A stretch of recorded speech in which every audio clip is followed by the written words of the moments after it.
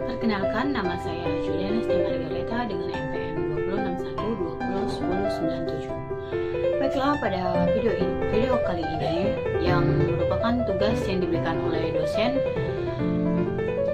Bapak Putra Kanslin Kota Barat SPD MPD, yaitu critical book dari buku yang berjudul Negara Kebangsaan Pancasila karya Profesor Kailan.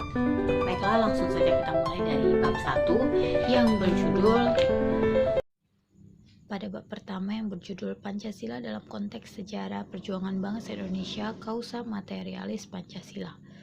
Berdirinya negara kebangsaan Indonesia tidak dapat dipisahkan dengan kerajaan-kerajaan yang ada seperti Kerajaan Kutai, Sriwijaya, dan Majapahit, sampai datangnya bangsa-bangsa lain ke Indonesia untuk menjajah dan menguasai beratus-ratus tahun lamanya. Kerajaan Kutai.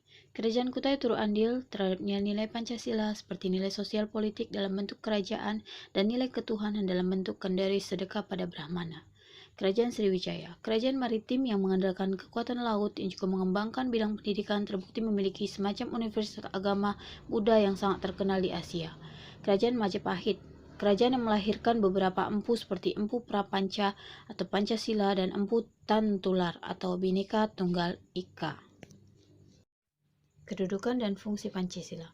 Pancasila sebagai pandangan hidup bangsa merupakan jiwa bangsa yang artinya agar Indonesia tetap hidup dalam jiwa Pancasila. Pancasila lahir pada tanggal 1 Juni 1945 melalui sidang BPUPKI dan PPKI yang melahirkan 1. Ketuhanan yang Maha Esa, 2. Kemanusiaan yang adil dan beradab, 3. Persatuan Indonesia, 4. Kerakyatan yang dipimpin oleh hikmat kebijaksanaan dalam permusyawaratan dan perwakilan, dan 5. Keadilan sosial bagi seluruh rakyat Indonesia. Pancasila berasal dari bahasa Sanskerta yang terdiri dari dua kata yaitu panca dan sila. Panca berarti 5 dan sila berarti dasar. Jadi Pancasila artinya 5 dasar atau aturan yang harus ditaati dan dilaksanakan di Indonesia. Bab 3. Pancasila sebagai sistem falsafat. Pancasila sebagai sistem falsafat adalah suatu kesatuan bagian-bagian yang saling berhubungan, saling bekerja sama antara sila satu dengan sila yang lainnya untuk tujuan tertentu dan secara keseluruhan merupakan suatu kesatuan yang utuh yang mempunyai beberapa inti sila, nilai, dan landasan yang mendasar. Menurut Ruslan, Pancasila disebut sebagai filsafat karena merupakan hasil perundungan jiwa yang mendalam oleh para founding father dan pendiri bangsa Indonesia. Filsafat Pancasila juga memiliki fungsi dan peran sebagai pedoman dan pegangan sikap, tingkah laku, serta perbuatan dalam kehidupan sehari-hari dalam bermasyarakat, berbangsa, dan bernegara untuk bangsa Indonesia. 4. Ketuhanan yang Maha Esa. Ketuhanan yang Maha Esa pada dasarnya memuat pengakuan eksplisit dan eksistensi Tuhan sebagai Sang Pencipta. Nilai ketuhanan pada Pancasila menunjukkan bahwa eksistensi negara, bangsa, manusia Indonesia berrealisasi pada Tuhan yang diyakininya. Prinsip ketuhanan yang ditanamkan dalam Undang-Undang 1945 merupakan pewujudan dari pengakuan keagamaan. Lalu pasal 29 ayat 2 menjelaskan bahwa setiap warga negara memiliki agama dan kepercayaan sendiri, tanpa ada unsur paksaan dari pihak manapun, dan tidak ada yang bisa melarang orang itu untuk memilih agama yang diyakininya. Bab kelima yaitu kemanusiaan yang adil dan beradab. Kemanusiaan yang adil dan beradab adalah mengakui persamaan derajat dan hak kewajiban antara sesama manusia. Menurut Nurdiaman dan Setiojo, kemanusiaan yang adil dan beradab mengandung pengertian bahwa bangsa Indonesia diakui dan diberlakukan sesuai dengan harkat dan martabatnya selaku makhluk ciptaan Tuhan yang Maha Esa, yang sama derajatnya, sama hak dan kewajibannya tanpa membeda-bedakan agama, suku, ras, dan keturunan. Sila kedua diliputi dan dijiwai oleh sila pertama. Ini artinya kemanusiaan yang adil dan beradab bagi bangsa Indonesia bersumber dari ajaran Tuhan yang Maha Esa, yaitu manusia merupakan makhluk pribadi, anggota masyarakat sekaligus hamba Tuhan. Nilai yang terkandung dalam sila kemanusiaan yang adil dan beradab adalah menjunjung tinggi harkat dan martabat manusia sebagai makhluk Tuhan yang Maha Esa, menjunjung tinggi hak asasi manusia, menghargai persamaan hak dan derajat tanpa membeda-bedakan suku, agama, ras, keturunan, dan status sosialnya. Bab 6. Persatuan Indonesia. Sila yang berbunyi Persatuan Indonesia memiliki arti bahwa bangsa Indonesia harus tetap menerapkan persatuan dan kesatuan untuk tetap bisa bertahan sebagai sebuah negara yang merdeka. Indonesia adalah sebuah negara yang terdiri dari 16.056 kepulauan, 1.340 suku, dan 270 juta penduduk. Makna sila ketiga Pancasila Persatuan Indonesia adalah memberikan rasa pengakuan serta penghormatan dan menghargai perbedaan dalam masyarakat Indonesia. Perbedaan ini dapat ditinjau dari agama, ras, maupun budaya. Pengamalan nilai Pancasila ketiga, nilai persatuan, mampu menetapkan persatuan kesatuan serta kepentingan dan keselamatan bangsa dan negara sebagai kepentingan bersama di atas kepentingan pribadi serta golongan, serta rela berkorban untuk kepentingan negara serta bangsa apabila diperlukan.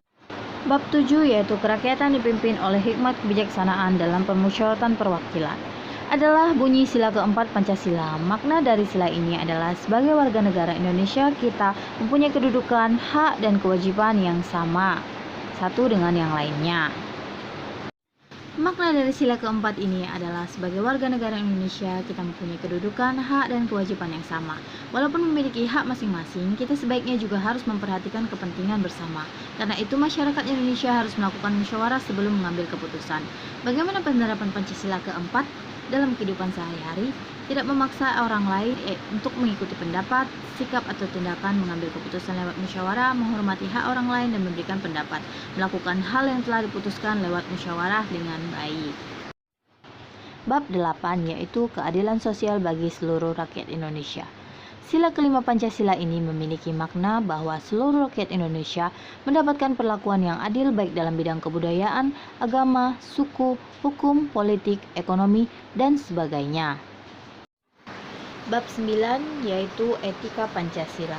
Etika Pancasila adalah cabang filsafat yang dijabarkan dari sila-sila Pancasila untuk mengatur kehidupan, perilaku, bermasyarakat, berbangsa, dan bernegara di Indonesia. Oleh karena itu, dengan etika Pancasila terkandung nilai-nilai ketuhanan, kemanusiaan, persatuan, kerakyatan, dan keadilan. Kelima nilai tersebut membentuk perilaku manusia Indonesia dalam semua aspek kehidupannya. Bab 10. Falsafah Hukum Pancasila. Falsafah hukum Pancasila terbentuk dari falsafah bangsa Indonesia. Ia tergali secara ontologi, epistemologi, maupun aksiologi memenuhi syarat sebagai sebuah ilmu pengetahuan hukum. Nilai-nilai tersebut hendak direaktualisasi dengan serangkaian metode tertentu untuk meletakkannya kembali sebagai jiwa hukum Indonesia. Pancasila sebagai sistem falsafat mengandung pandangan, nilai, dan pemikiran yang dapat menjadi substansi atau isi pembentukan ideologi Pancasila. Pancasila dikatakan sebagai filsafat karena Pancasila merupakan hasil perenungan jiwa yang mendalam yang dituangkan dalam suatu sistem yang dilakukan oleh the founding father Indonesia yang dituangkan dalam suatu sistem. Bab 11 yaitu Pancasila dalam konteks ketatanegaraan Indonesia. Dalam kedudukan ini, Pancasila merupakan sumber nilai dan sumber norma dalam setiap aspek penyelenggaraan negara, termasuk dalam sumber ketertib hukum di Indonesia, sehingga Pancasila merupakan sumber nilai, norma, dan kaidah baik moral maupun hukum di Indonesia. Bab 12. Aktualisasi Pancasila. Aktualisasi Pancasila subjektif adalah pelaksanaan Pancasila dalam suatu pribadi, perorangan, setiap warga negara, setiap individu, setiap penduduk, dan setiap pengusaha, dan setiap orang Indonesia dalam aspek moral dan kaitannya dengan hidup negara dan bermasyarakat. Keunggulan dari buku ini yaitu materi yang dibahas di buku ini menggunakan kata-kata yang sederhana, sehingga mudah untuk dimengerti di kalangan pelajar maupun mahasiswa. Memiliki bentuk yang simpel dan cover yang menarik pembaca untuk membaca buku tersebut. Pemilihan judul yang sangat baik karena disertai dengan kata motivasi yang menggugah pembaca untuk membaca buku ini. Buku ini juga menjelaskan secara detail mengenai seluk-beluk lahirnya Pancasila dan siapa-siapa saja tokoh yang ada di dalamnya. Baiklah, demikian hasil kritikal book saya dari buku yang berjudul Negara Kebangsaan Pancasila. Jika ada salah kata atau penyampaian, saya mohon maaf, dan akhir kata saya mengucapkan terima kasih.